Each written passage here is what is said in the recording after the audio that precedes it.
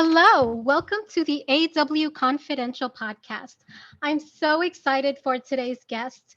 Erin Lim Rhodes is a television personality, e-news host, correspondent, as well as the host of The Rundown, which we are all loving. And she is with us today to give us the scoop on motherhood, career, and entertainment. Erin, welcome and thank you so much for being here. Thank you for your patience. We had some technical difficulties. How are It you? wouldn't be it wouldn't be normal if you didn't have technical difficulties. So thank you so much for having I me. love it. I love it. I love it. First of all, I want to say congratulations on joining the Mommy Club.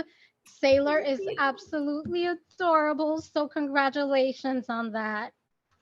Thank you. Thank you so much. I can't believe she just turned 6 months, and Wow. it has been the quickest 6 months of my life. Like half a year has gone by with this child, like giving myself a pat on the back for making it Absolutely. this far. So, so, like many women, out there, including myself, we are juggling being a mom, being a wife, and you are juggling a budding career. So, my question for you is because I think it's different for all of us.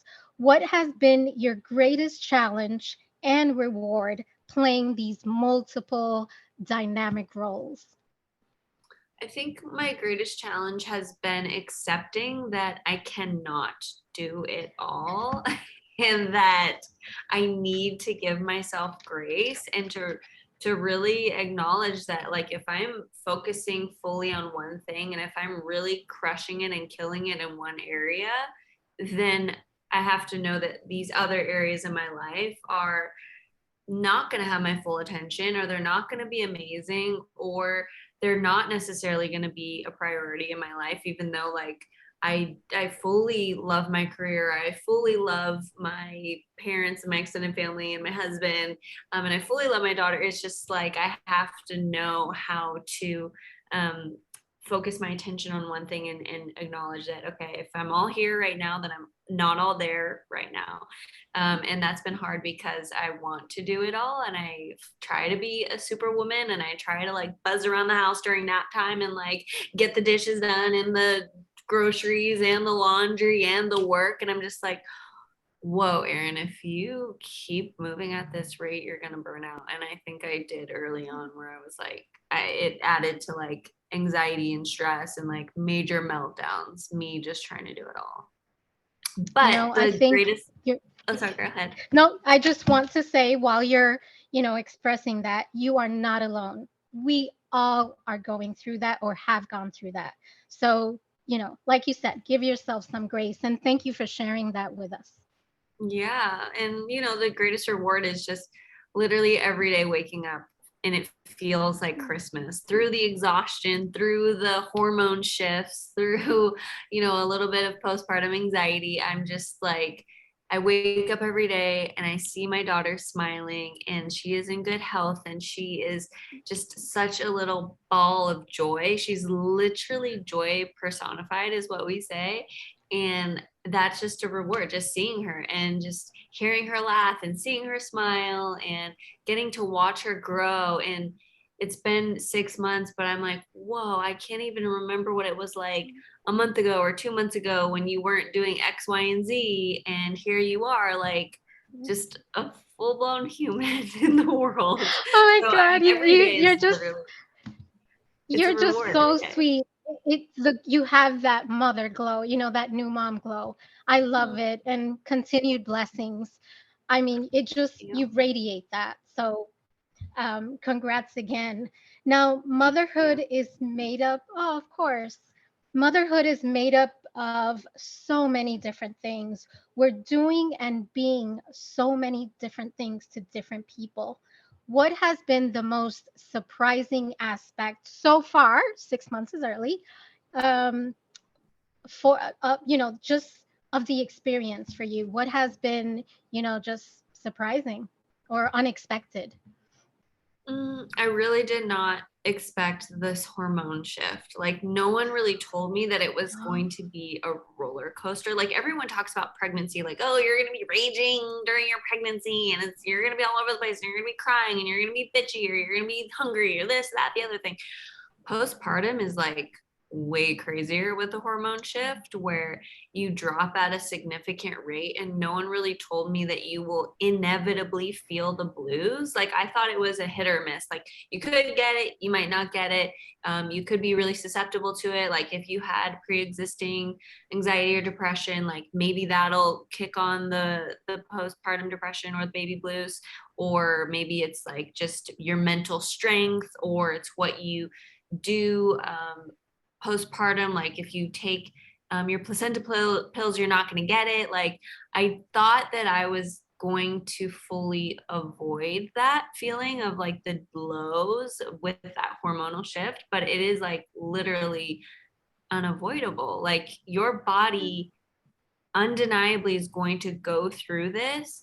So I just I didn't expect it to like hit me like a ton of bricks, me like all of a sudden feeling sad or just like crying for no reason, or even just with the breastfeeding, I didn't know how hard that was going to be. Like, you know, early on it was like, oh, breastfeeding's fine, it's great, like she's latching, she's doing it, she's feeding, but then it's like, oh, she's got like sensitivities to what I eat and maybe she has like a dairy allergy, and then it's like trying to figure that out and like trying to like treat your body well, but you're like starving all the time, and so you like want to eat a cheeseburger, but then your child has sensitivity to dairy. It's just like so many things. Like I did not know that I was going to be googling 10,000 things every hour of every single day.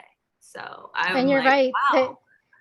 That is the one aspect that I think we don't learn enough about, and whether that should come from our medical professional or for us to do the research. But I absolutely agree. I mean, it's almost like I used to call it an alien experience, but you're a different person. You're not the person that you were 9 months before. And I think Mhm. sometimes, absolutely, that takes you by surprise. Yeah, So the fact that you're sharing that, I love that. I heard this quote and it like, oh my gosh, I felt it to the core, where someone was talking about how you are the pregnancy princess and the postpartum peasant. And Oh, you know, wow. like it, not to say that like I'm down in the dumps all the time or like that my husband doesn't treat me well. Like I have such a supportive partner. I'm in such a great position. I've got an amazing family that has been helping me, and I have everything that you would need, but it's like, you know, you everyone's like, yay, pregnancy, you know, it's all about you. And then Yeah. you have the baby and it's all about the baby. And then it's like, wait, does anyone care about how Yeah. I feel right You now? And you it's know like, well, no. it's funny you should say that. So my daughter is she's in college now, but after having had the experience, when I have had friends that have a baby, and this is just, my way of showing appreciation for being a woman, being, just being in that experience. I send the gift to the mom. The baby gets tons of stuff. I always send a gift to the mom because That you is, have to acknowledge her. yeah. And I will say the people, and it's always the moms who do this, the ones who have given me the gifts and the love and the things that I need. It's like, okay, you guys get it. Like you totally get Yeah. it, because it really is an indescribable thing that we go through. And you know, I even was so shocked with how healthcare providers are with you after giving birth to the baby, where it's like, hey, I'm gonna need some I'm gonna need some pelvic floor PT after this. I'm gonna need, you know, chiropractic work and, you know, all these things to set my body back to where it was pre-baby. And you know, my doctor was like, no, you should be fine without pelvic floor PT. Like, you know, you're totally good. Like it didn't really even affect your tailbone. I'm like, that's part of my pelvic floor, but okay. And then like I go back, you know, nearly 6 months later, I'm like, hey, remember pelvic floor PT? Like I'm still having residual pain. I think I should revisit that. And it's like, oh well, you know, it's like so far after the childbirth, so it's hard to even tell that that was related to the childbirth, like that pain that you're experiencing. I was like, well, I told you at my 6-week checkup that I was having this pain, and now okay, whatever, you guys really don't care.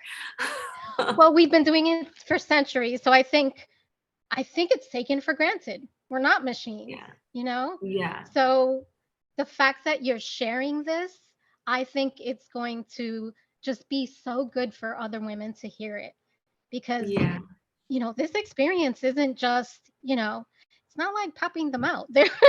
There are, you know, things that happen to your body afterwards. So, like I yeah, said, I appreciate you sharing that experience, but yeah. you're a mom and I love Mhm. talking about that. And we could talk about that all day. You're a wife, and you're also a well known e correspondent. Your career is just, it's flourishing. And you interview some of the biggest celebrities in the world. You deliver pop culture news that is entertaining for us that I think we do need right now because we need the distraction. So much going on in the world. Now, so I've gotten to know Erin the mom just a little bit. I got a sneak peek. Who is Erin the correspondent, the professional? How is she different from the mom? Mm. Well, I take my job very seriously, but at the same time, like I am a very lighthearted, funny, loving person where I just like to joke and have a good time. But I am so driven. I'm so committed to my career and my job. I am passionate about what I do. I'm grateful that I get to be in this position. And when I am in work mode, it's like I'm like me, like that's where I get my sense of self. And when I'm in that space, it's like I'm fully dedicated to it and I get to like really just have a good time. And, when I have my interviews, one of the greatest compliments that I ever get, and I get it pretty often, is like, wow, that was the best interview I've had all day. It felt like I was just talking to a friend. And that's what I like to do. I get to talk to great, fun, amazing, talented celebrities, and I like to bring them down to a human level, a relatable level, and I like to be a surrogate for the audience, where they feel like they were in my position and they got to ask their friend any question, and get and deliver. So, I love like that. recently getting back into that space where I got to do carpets or events or award season, it was really cool to be back in my element because I feel like I really just like a light was turned back on. And I've been wanting to work at E like my entire life, and it's been my dream job, and I've been able to be here for 7 years. And so I feel really blessed, and I worked really hard to get here. And when I was in college, I literally was acting as if I was a young professional even when I wasn't getting paid, and I think that really did pay off. So Mm, I hope to continue to get to do this for as long as I live. And yeah, so Erin the professional is uh, love that. the correspondent. I'm just so committed to it. And yeah, it's really the best job in the world, getting to talk I to love those that. people. So I think one of the things that, and you sort of mentioned how you bring, you speak to celebrities and you sort of bring them down to that human level. And I love that because when I do interviews, I try to draw out that side you know, of people. So oftentimes, I think we see public figures on television, films, and we think we know them.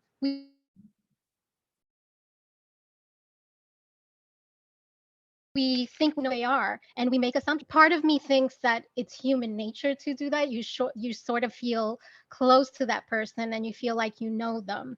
Now, recently you interviewed one of the most famous women in the world, Kim Kardashian. And people tend to have lots of assumptions about the TV personality.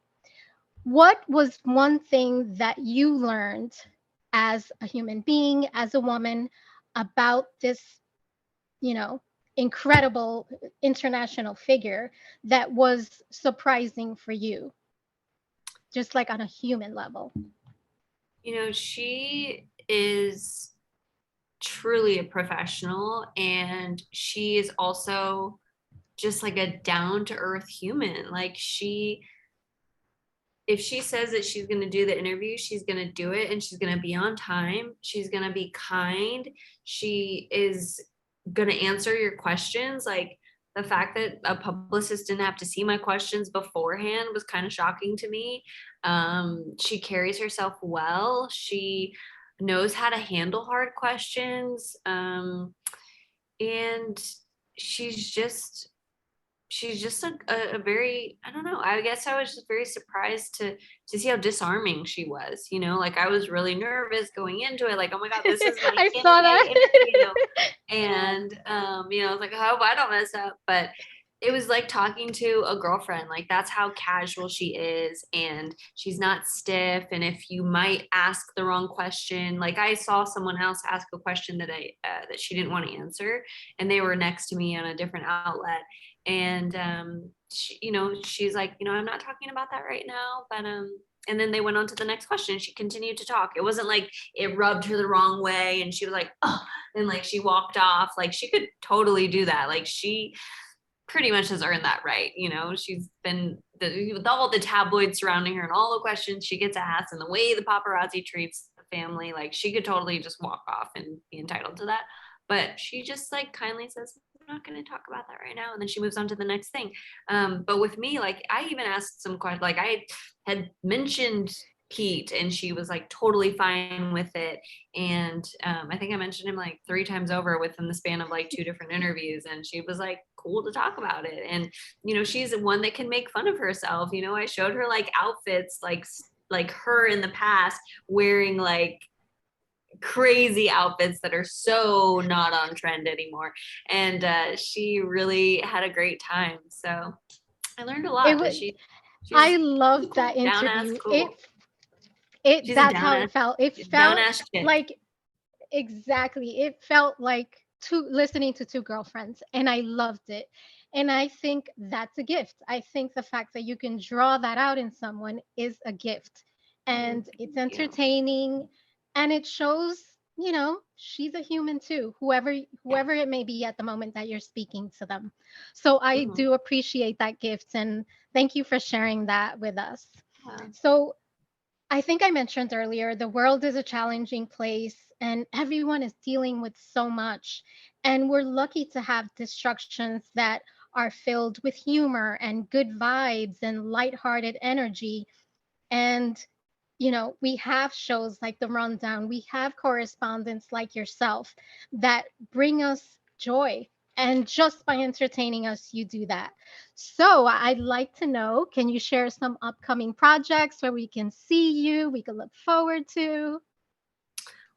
Well, I'm on the rundown Tuesdays, Thursdays. Oh wait, Monday, Wednesday, Fridays. Sorry, Monday, Wednesday, Friday. I'm on the rundown. I'm doing an AAPI live, IG live with Bravo. That's tomorrow at 4 o'clock. I will be talking to other APIs in the community, within the NBC Universal family, and just talking about API Heritage Month.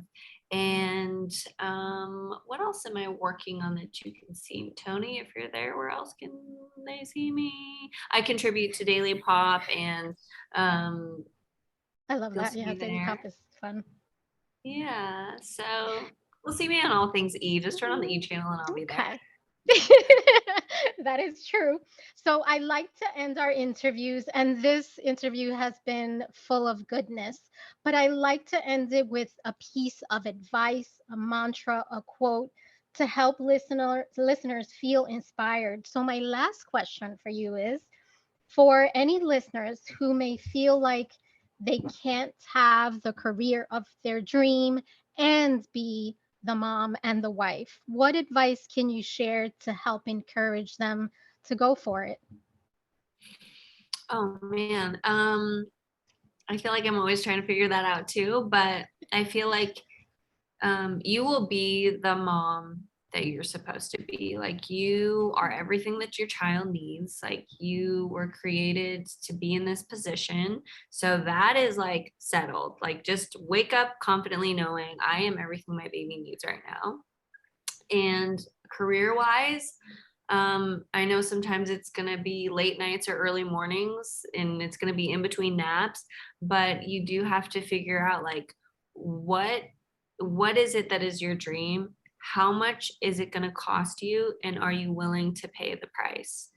For me, I know how much it's going to cost and I will stop at nothing to get there.